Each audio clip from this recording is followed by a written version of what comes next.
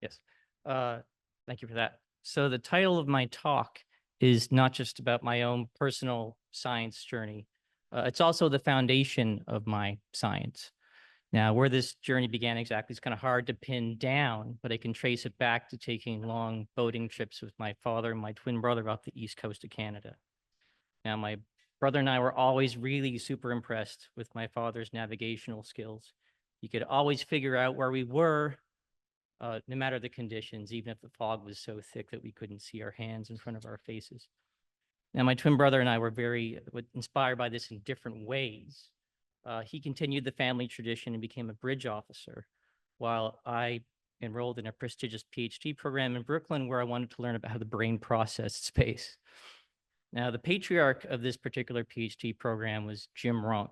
He was an early pioneer in hippocampal electrophysiology, and his claim to fame was that he was one of the first people to put microelectrodes into the hippocampus of freely moving rats.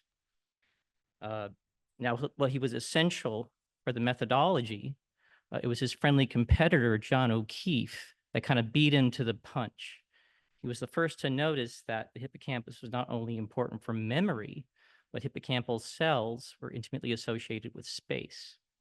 So these cells would form these circumscribed receptive fields where once established would always fire in the same place. He then proceeded to call these cells place cells. Now, Jim was also the first to put electrodes into the entorhinal cortex, which is an important neocortical input structure to the hippocampus. And surprisingly, he wasn't able to find a spatial signal there. But years later, a married couple in Norway, May-Britt and Edvard Moser, followed up on his earlier work and just by accident, happened to use a slightly larger recording arena. And lo and behold, they did find a spatial signal, but they weren't like place cells. They fired in this equilateral triangle pattern that's just continued infinitely off in space. So the nerds in the propeller heads got really excited about this, all right? They said, oh, these are grid cells. They form a coordinate frame for the hippocampal place cells that are like X and Y coordinate in a Cartesian style map of space. All right, you could then use this representation of space to remember where you were, plot your route out from point A to point B, even come up with novel routes if something unexpected got in your way. Now, working with Jim in those early days, he says he was more mentally prepared for the discovery of a third signal, even though he had missed the grid cell and the place cell.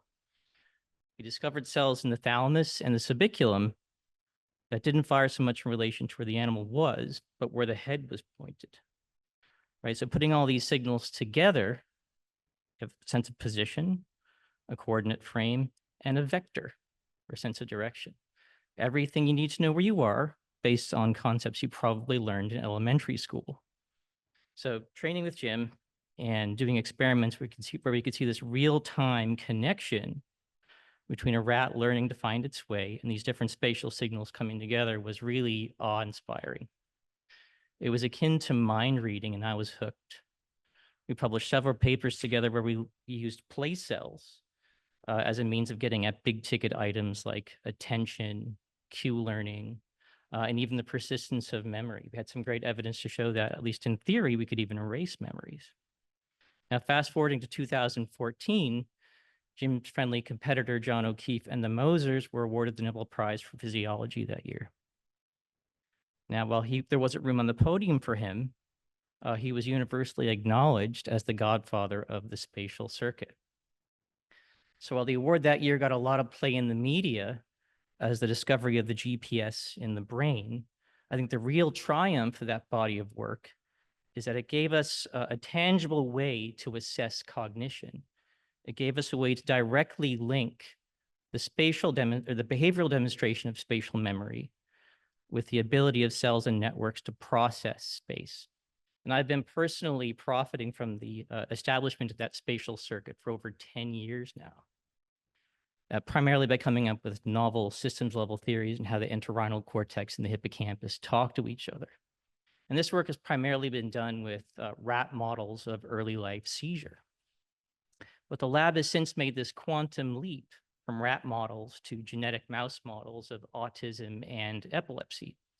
And there's been three things that have really helped us make this big change.